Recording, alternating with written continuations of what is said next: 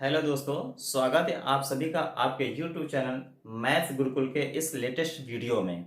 आप सभी को नमस्कार, सत श्री अकाल, आदाब, जय हिंद दोस्तों। चलिए अब हम लोग अपने टॉपिक पे चलते हैं। Good morning. Good morning sir. How are you?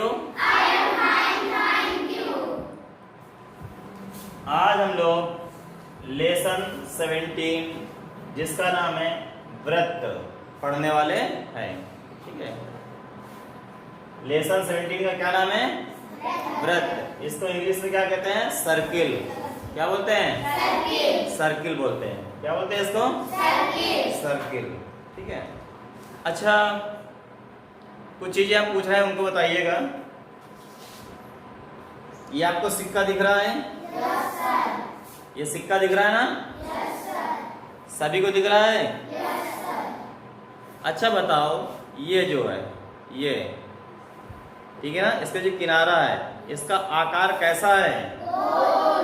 कैसा आकार है? गोल। नहीं, ये गोल नहीं है, ये गोल नहीं है। इसका किनारा देखिए, ये किनारा ये ऐसे, ये इसका जो किनारा है ये वृत्ताकार है। कैसा है ये? वृत्ताकार। कैसा, इसका आकार कैसा है? वृत्ताकार। या कह सकते हैं इसका वृत्ताकार, मतलब वृत्त के आकार का, उसे कह दिया जाता है वृत्ताकार। और जैसे देखिए, ये ताला दिख रहा है आपको? Yes sir. इसका जो एक किनारा है ये कैसा है? हाँ, कैसा है? वृत्ताकार। कैसा है ये? वृत्ताकार। ठीक है। अच्छा, और इस तरह की चीज और हमको बताइए जो वृत्ताकार हो, जो तुम जानते हो, अपने घर पे देखते हो। चूड़ी। शाबाश, बहुत सही। चूड़ी हो गई, और प्लेट भी होती है। उसका किनारा देखो, किनारा ना। और थाली देखोगे, थाली घर में है ना, थाली के ऐसे ऐसे देखो, ऐसे ऐसे, बिल्कुल ऐसे ऐसे ना, वो भी तुम्हारा क्या होता है? वृत्ताकार होता है। कैसा होता है? वृत्ताकार होता है। ठीक है ना। तो हम लोग चीजों को समझें कि गोला क्या होता है, वृत्ताकार क्या होता है। तो वृत्ताकार तो समझ गए, गोले में तुमको कंफ्यूजन आ गया था ना। गोला जानते हो किसको कहते हैं? बॉल, जिससे तुम लोग क्रिकेट खेलते हो, वो देखो। और ये सिक्का देखो, एक बॉल देखो और ये सिक्का देखो, तो दोनों में क्या अंतर है? अंतर समझ आ रहा है, नहीं आ रहा है? तो ये तुम्हारा क्या है? वृत्ताकार है। और जो तुम गेंद खेलते हो, गेंद बैट खेलते हो ना, वो जो गेंद होती है वो कैसी होती है? गोल होती है, गोलाकार। उसको क्या कहेंगे? गोलाकार। और इसका जो किनारा है ये, इसको मिलके क्या बन जाएगा? ये वृत्ताकार। कैसा हो जाएगा? वृत्ताकार। चलिए अब हम लोग इस पर एक प्रैक्टिकल करते हैं। क्या करते हैं? प्रैक्टिकल करते हैं। ठीक है। ये देखिए, ये गरिमा है, ये समर्थ है, और ये मानसी है। रस्सी के एक छोर को मानसी पकड़ी हुई है और एक छोर को गरिमा, और रस्सी के बीचे बीच हिस्से को समर्थ पकड़े हुए हैं। अब ये लोग चलेंगे और रितेंद्र जो है, जैसे जैसे मानसी जाएगी, रितेंद्र जो है उस रास्ते में चूना डालता रहेगा। ठीक है। तो चलिए स्टार्ट करिए। ये देखिए, गरिमा और मानसी चल रही हैं। रितेंद्र चूना डालते हुए आगे आगे, यानी मानसी के पीछे पीछे चूना डालते हुए चल रहे हैं। ये देखिए, मानसी और गरिमा चल रहे हैं, एक रास्ते में चल रहे हैं, उस रास्ते में चूना पड़ रहा है।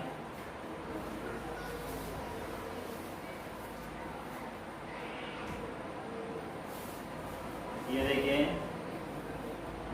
देखिए, चूना से कुछ बन रहा है, चूना से कुछ बनता हुआ दिख रहा है आप लोगों को?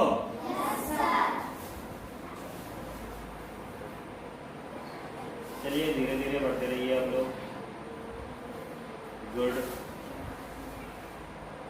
ये देखिए, एक आकृति बन गई। नितेंद्र आप इधर आ जाइए। चलिए अब इधर खड़े हो जाइए आप लोग अपनी अपनी जगह पे। और घूम लीजिए हमारी तरफ, चेहरा करिए और इधर आइए। गरिमा यहाँ पर आके खड़े हो जाइए आकर के, और आप मानसी आप यहाँ पे खड़े हो जाइए। ठीक, अब ये देखिए, ये आपको चूना से कुछ बनता हुआ दिख रहा है ना? Yes sir. इसी को कहते हैं व्रत। क्या बोलते हैं इसको? व्रत। ये क्या है? व्रत। व्रत है। ये क्या है? व्रत। व्रत है। Yes good. सर। अब देखिए, एक तरफ गरिमा रस्सी को पकड़ी हुई है और एक तरफ मानसी, और बीचों बीच में कौन पकड़े हुआ है? समर्थ। अब देखिए, समर्थ जहां पे खड़ा है बीचों बीच में, कहीं खड़ा है ना, जिसके चारों तरफ मानसी और गरिमा घूमी है और ये चूना वाला रास्ता बना है, व्रत बन गया है। तो ये बीचों बीच जहां पर समर्थ खड़ा है उसको बोलते हैं व्रत का केंद्र। क्या बोलते हैं इसको? जहाँ पे समर्थ खड़ा है उसको क्या बोलते हैं? व्रत का केंद्र। व्रत का केंद्र। व्रत का केंद्र समझ में आ गया? Yes sir. इसके बाद जो है, फिर देखिए, ये चूने से जो रास्ता बना है ना, ये रास्ता बना हुआ है। Yes sir. ये चूने का रास्ता देखिए सभी लोग, ये चूने वाला रास्ता बना है ना, ये रास्ते की जो लंबाई है, ऐसे ऐसे ऐसे ऐसे ऐसे ऐसे लंबाई नाप लो, ठीक है? तो ये तुम्हारी कहलाती है व्रत की परिधि। क्या कहलाती है? व्रत की परिधि। ये चूना वाला रास्ता दिख रहा है ना, ये क्या है? व्रत की परिधि। अब दो चीज आप समझ गए। क्या समझ गए? व्रत समझ गए। व्रत का केंद्र जहाँ पे समर्थ खड़ा हुआ है, जिसके चारों तरफ मानसी और गरिमा घूम रही थी, तो जहाँ पे समर्थ खड़ा है उसको क्या कहेंगे? व्रत का केंद्र। और ये चूने से जो रास्ता बना है, इसकी लंबाई क्या कहलाएगी? व्रत की परिधि। क्या कहलाएगी? व्रत की परिधि। व्रत की परिधि। ये कहलाएगी आपकी व्रत की परिधि। क्या कहलाएगी? व्रत की परिधि। ठीक, अब एक चीज और समझते हैं। जैसे मानसी डोरी छोड़ दीजिए अपनी तरफ से। अब देखिए, ये जो लंबाई आई गरिमा से समर्थ तक की जो लंबाई आई, ठीक है ना, इसको कहते हैं व्रत की त्रिज्या। क्या बोलते हैं इसको? व्रत की त्रिज्या। अब वृत्त की त्रिज्या मिलती कैसे है? जैसे लोग इस पॉइंट को यहाँ पे लाओ, कहाँ पे मिल गई? वृत्त की परिधि में। कहाँ पे मिल गई? व्रत की परिधि। वृत्त की परिधि में। और ये समर्थ है, समर्थ यहाँ केंद्र बना, यहाँ पे केंद्र बना ना, यहाँ पे ये, इसको ऐसे मिला दो, ये मिल गया ना, ये कहलाती है व्रत की त्रिज्या। क्या कहलाएगी? व्रत की त्रिज्या। हाँ, यानी ये जो लंबाई है, ये क्या है? व्रत की त्रिज्या। क्या ये? व्रत की त्रिज्या। वृत्त की त्रिज्या। वृत्त की त्रिज्या मिली कैसे? केंद्र को और परिधि को मिला दो, तो ये जो लंबाई आएगी, ये क्या है? वृत्त की त्रिज्या। मानसी आप पकड़ लीजिए डोरी को। गरिमा अब आप की डोरी छोड़ दीजिए। आप देखिए, ये भी देखिए, ये केंद्र है केंद्र, और ये परिधि है। केंद्र और परिधि को मिलाने वाली ये जो डोरी है, ये तुम्हारी क्या कहलाएगी? त्रिज्या। वृत्त की त्रिज्या। शाबाश, पकड़ लीजिए। आप इसको पकड़ लीजिए गरिमा, ठीक है? तो ये भी वृत्त की त्रिज्या और ये भी वृत्त की त्रिज्या। अब देखिए, ये गरिमा है, वो मानसी, और बीच बीच में कौन है? समर्थ है। इसका मतलब हुआ कि ये लंबाई और ये लंबाई क्या है? बराबर है। ये लंबाई क्या है? बराबर है। ये भी त्रिज्या और ये भी त्रिज्या। यानी ये कहीं यहाँ से एक निष्कर्ष निकला कि वृत्त की त्रिज्याएं हमेशा बराबर होती हैं। वृत्त की त्रिज्याएं क्या होती हैं? बराबर होती हैं। वृत्त की त्रिज्याएं क्या होती हैं? बराबर होती हैं। वृत्त की त्रिज्याएं क्या होती हैं? बराबर होती हैं। तो हम लोग क्या समझ गए? वृत्त, केंद्र, त्रिज्या, ठीक है, और त्रिज्या बराबर होती है। आप समझते हैं व्यास। क्या समझते हैं? व्यास। इसमें क्या होता है? उधर से इधर एक लाइन खींचो या इधर से उधर एक लाइन खींचो, ठीक है ना। बस शर्त इतनी है कि वो लाइन जो है केंद्र से जानी चाहिए। इधर से जैसे पूरी रस्सी है, एक तरफ परिधि पे खड़ी हुई मानसी, एक तरफ खड़ी हुई गरिमा, और ये डोरी किधर से जा रही है? समर्थ के पास से, यानी केंद्र से जा रही है। कहाँ जा रही है? केंद्र से। तो मानसी से गरिमा के जो बीच की दूरी है, ये कहलाता है हमारा व्यास। ये क्या कहलाता है? व्यास। हाँ, ये वृत्त का व्यास है। अगला देखिए, ये त्रिज्या, ये त्रिज्या। जब दो त्रिज्याएं जुड़ गई तो क्या बन गया? व्यास। जब दो त्रिज्याएं जुड़ गई क्या बन गया? व्यास। तो यहाँ से एक बात समझ में आई कि त्रिज्या का 2 गुना व्यास के बराबर होता है। जैसे एक त्रिज्या ये, एक त्रिज्या ये, ठीक है, इसको जोड़ दो या ये कह दो इस त्रिज्या को 2 गुना कर दो। 1 गुना 2 गुना 2 गुना कर दो तो क्या बन जाएगा? व्यास। क्या बन जाएगा? व्यास। समझ गए ना व्यास क्या होता है? अगर मान लो ये लाइन मिला दो यहाँ से ये, तो क्या वृत्त का ये व्यास बनेगा योगी? नहीं। क्यों? क्योंकि ये केंद्र से ये लाइन नहीं जा रही है। ये लाइन केंद्र से नहीं जा रही है, ये लंबाई व्यास नहीं है। अगर ये केंद्र से जाती मतलब ऐसे ऐसे, है ना, ऐसे ऐसे ऐसे, यहाँ से केंद्र से जा रही है लंबाई, ये तो केंद्र से लंबाई जाएगी, वो क्या कहलाएगी हमारी? व्यास। तो आप लोग समझ गए वृत्त, केंद्र, त्रिज्या, व्यास और परिधि। समझ गए? अब बात करते हैं चाप की। क्या चीज? चाप। वृत्त का चाप क्या होता है? जैसे इधर आ जाओ ज्योति, यहाँ खड़ी हो जाओ, यहाँ पे यहाँ खड़ी हो जाओ, आ जाओ तुम, खुशबू यहाँ खड़ी हो जाओ, यहाँ पे। अब देखिए चाप क्या है? ये ज्योति है, ये ज्योति के पास से ऐसे ऐसे आ जाओ, ये याद है ना, ये आपका बन गया वृत्त का चाप। क्या हो गया? ये क्या कहलाता है? वृत्त का चाप। क्या कहलाता है ये? गुड। चलिए अब इसी को हम लोग बोर्ड में समझते हैं। कहाँ समझते हैं? बोर्ड में समझते हैं। अब हम लोग वृत्त को बोर्ड में समझते हैं। कहाँ समझते हैं? बोर्ड में समझते हैं। चलिए पहले हम लोग वृत्त बना लेते हैं, ठीक है।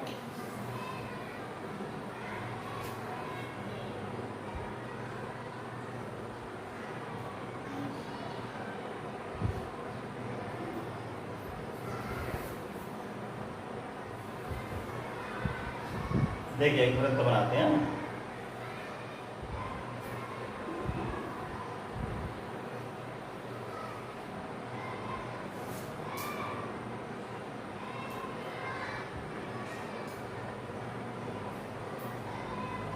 ये क्या बन गया आपका? वृत्त बन गया। वृत्त बन गया ना। देखिए अब यहाँ पे हम डोरी को पकड़े हुए थे ना, यहाँ पर, ठीक है, जहां पर समर्थ यही तो खड़ा था, यही तो खड़ा था ना, और इधर जो है गरिमा और मानसी ऐसे घूम रही थी ना। तो ये जो हुआ इसको क्या बोलते हैं? क्या बोलते हैं इसको?